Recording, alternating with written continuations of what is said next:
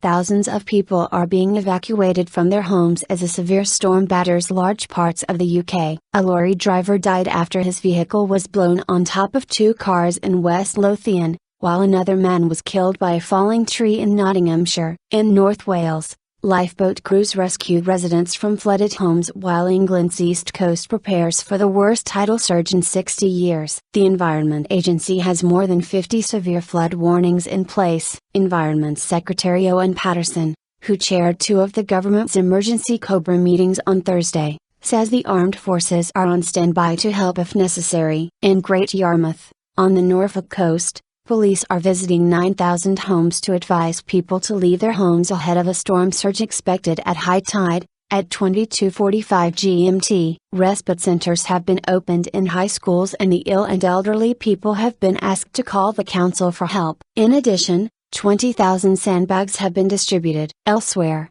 two inshore lifeboats helped rescue 25 residents and 6 dogs from flooded bungalows in Norfolk, while police say 300 homes have been evacuated in Port Clarence, Middlesbrough. The BBC's David Evans, who is in Norfolk, says he can see cars are underwater and around 300 homes flooded in the town. An Environment Agency spokesman said that in the worst case scenario 6,000 properties in England and Wales could be flooded. In addition to more than 50 severe flood warnings, meaning there could be a danger to life, the agency has more than 120 flood warnings in place. Firefighters are evacuating 2,500 homes in Jayek, near Clacton-on-Sea in Essex, while homes and businesses are also at risk in Suffolk, Norfolk and in Lincolnshire. Thousands from coastal areas are being evacuated to Scunthorpe. In Lincolnshire, emergency planners say up to 18,000 homes in the Boston area could be affected by flooding. Water is now pouring through the town's sea defences,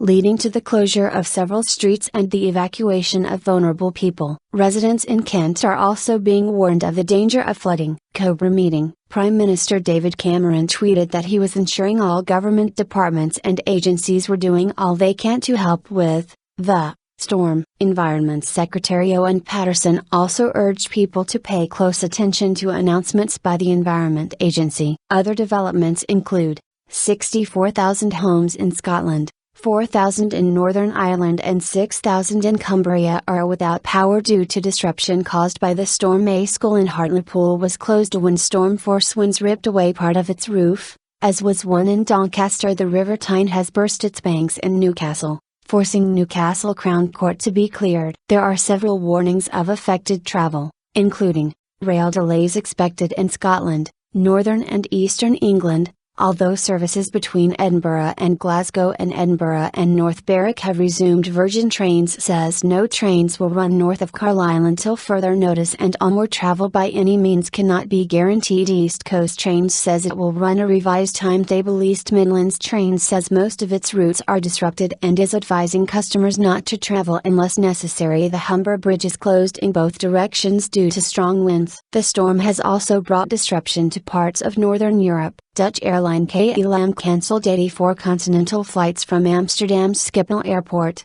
while around 20 were cancelled at Hamburg Airport. Also, in the Netherlands, where 27% of the country lies below sea level, the landmark Eastern Scheldt storm surge barrier has been closed off for the first time in 6 years. BBC weather presenter Matt Taylor explained that storm surges begin when a rising area of low pressure takes pressure off the surface of the sea, allowing it to bulge upwards. Then, as that pulls away, you get the very strong winds on the back edge of the low pressure and then that shoves that bulge of high sea levels down through the North Sea, he said. The Environment Agency said the North Sea coast from Northumberland to the Thames estuary was at risk. Those likely to be affected include West Mersey in Essex, South Wold and Thorpeness in Suffolk, the Riverside Business Park in Lowestoft, Suffolk, and along the Bure and Ayr rivers in Great Yarmouth. Wildlife wardens in Lincolnshire are preparing to protect seal pups from high tides after dozens died in a tidal surge 2 years ago. In some places sea levels could be as high as those during the devastating floods of 1953, although flood defences built since then meant many parts of the country were now better protected. the Environment Agency said. Flights cancelled. The Scottish Environment Protection Agency has issued 15 flood warnings. The Met Office said there had been severe gales of between 60 miles per hour and 80 miles per hour across Scotland and northern parts of England, with some mountainous regions in Aberdeenshire and Inverness-shire recording speeds of around 140 miles per hour. Areas included in the Met Office's Amber Be Prepared warning are Central, Tayside and Fife, East Midlands, East of England, North East England, Northwest England, Orkney and Shetland, SW Scotland, Lothian Borders, Strathclyde, Yorkshire and Humber. See latest updates from the Environment Agency and the Scottish Environment Protection Agency. This warning indicates likely travel delays from road and rail closures, power cuts and damage to properties. Wales,